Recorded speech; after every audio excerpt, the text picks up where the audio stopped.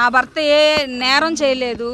నా భర్త గత అన్న కొంచెం కింద దించండి అన్న కొద్ది కింద దించండి. నా భర్త గత 5 సంవత్సరాల్లో ఆయన సాక్ష్యం రాష్ట్రం అంతా చూసి ఓట్లేసి నా భర్తకున్న సాక్ష్యాన్ని బట్టి మేము జగన్మోహన్ రెడ్డి గారి కోసం మేము నిలబడి ఒక అబద్ధ సాక్ష్యాన్ని మేము చెప్పలేక మా కుటుంబం మేము నిలబడ్డందుకు మా మీద పాయింట్ బ్లాక్లో గన్ను పెట్టి నా భర్తని ఇదే స్టేషన్లో చంపే ప్రయత్నం చంద్రబాబు నాయుడు గారు చేయించి డబ్బులు బ్యాగుల్లో పెట్టుకొచ్చి నా భర్తకి ఇచ్చి ఈ ప్రలోభాలకి లొంగితే ఈ మాటలన్నీ మీరు చెప్తే ఇంత డబ్బు ఇన్ని కార్లు మీ ఇంటికి వస్తాయని మమ్మల్ని చెప్తే మాకు అవసరం లేదు. ఒక నిందని ఒక నిజాయితీ కలిగిన వ్యక్తి మీద మేము వేయాలనుకోలేదు అని మేము బయటకు వచ్చినప్పుడు ఆ సాక్ష్యాన్ని చూసి మమ్మల్ని జనాలు ఆదరించి స్టేట్ వైడ్గా నా భర్త ఈరోజు పెద్ద స్టేట్ లీడర్ అయ్యాడు. చంద్రబాబు నాయుడు గారు అనుకుంటున్నాడు నేను అన్నకు దొక్కేస్తున్నాను, నేను అది దాన్ని ఏమంటారంటే సునకానందం పొందుతున్నారు వాళ్ళు. అంత పెద్ద వయసులో ఉండి ఆ స్థాయిలో ఉండి కూడా మా జీవితాలతో దళితులతో ఇలా ఆడుకోవటం చంద్రబాబు నాయుడు గారికి అయితే ఇది కరెక్ట్ కాదు.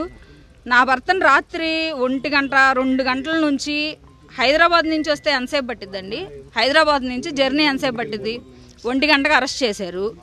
ఎన్ని గంటలు పట్టిద్ది? 3 గంటలు పట్టిద్ది, 4 గంటలు పట్టిద్ది. ఎప్పుడు తీసుకొచ్చారు అంటే ఎంత ఇబ్బంది పెట్టారు మమ్మల్ని జర్నీలో కూడా.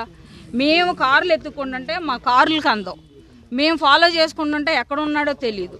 కారుకి ఇట్లా అడ్డం పడి నా భర్త అసలు కారులో ఉన్నాడా లేదా, అసలు ఏమన్నా చేశారా అని వెళ్ళి కార్లకు అడ్డం పడితే నా దగ్గర ఉన్నాయి, వీడియోలు తీశారు మా పిల్లలు. కారుకి అడ్డం పడి చూసుకుంటే సోయి లేకుండా కారులో నిద్రపోతున్నాడు, చుట్టూ పోలీసులు, ఆయన ఒక్కడే కారులో. కాదన్నా నన్ను ఎక్కించుకోండి అంటే ఏదో వాళ్ళకి ఇష్టం వచ్చినట్టు చేశారు. మాకు ఒక 4 అబద్ధాలు చెప్పి 4 మాయ మాటలు చెప్పి మాకు హైప్ క్రియేట్ చేసుకోవడం మాకు రాదు. మేము యథార్థంగా బ్రతుకుతున్నామని మేము అనుకుంటున్నాం, మేము నీచంగా బతుకుతున్నామని చంద్రబాబు నాయుడు అనుకుంటున్నారు. చంద్రబాబు నాయుడు గారికి మేము బతుకుతున్న బతికేంటో ఆయనకి తెలియాలి కాబట్టి మీ అందరి సమక్షంలో ఆయన్నే చెప్పమానండి, ఆయన్నే చూపిమానండి నా భర్త తప్పేం చేశాడు. మరి మాకు కూడా తెలియట్లా ఆ తప్పులేంటో మీ అందరి సమక్షంలో ఆయన్నే చెప్తే మేము కూడా వింటాం, రాష్ట్ర ప్రజలు కూడా వింటారు. ఏ నేరం లేకుండా అరెస్ట్ చేయడానికి ప్రజావేదిక కూల్చేదానిలో, టీడీపీ పార్టీ ఆఫీస్ కూల్చేదానిలో ఏ మీడియాలోనైనా లేకపోతే ఏ నందిగం సురేష్ గారు ఉన్నట్టు ఏ ఒక్క సాక్ష్యమైనా ఉంటే ఇదిగో నందిగం సురేష్ గారు ఎలా ఉన్నారు, ఇదిగో ఫోటో అని చూపించవచ్చు కదా.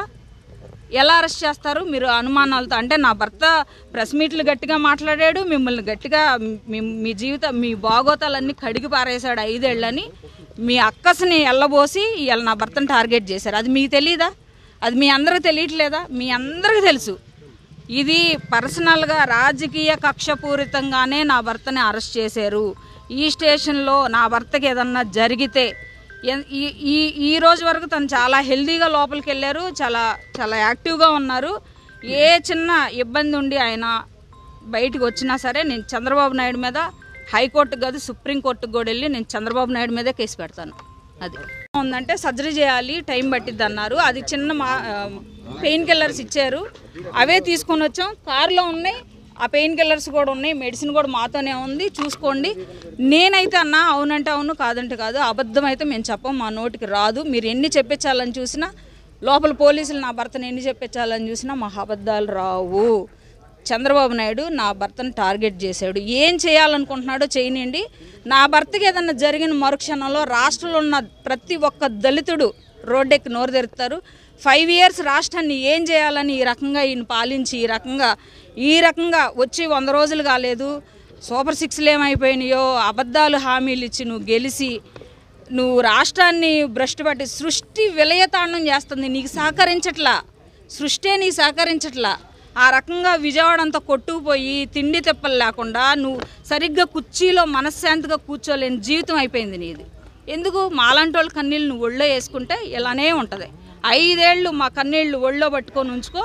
ఈ 5 ఏళ్ళు కూడా నీకు మేము బలహీనం అవ్వచ్చు, కానీ సృష్టి సమాధానం చెప్పిద్ది, భగవంతుడు సమాధానం చెబుతాడు, మా కన్నీళ్ళు సమాధానం చెప్తాయి. అది మాత్రం నిజం. Please subscribe .news.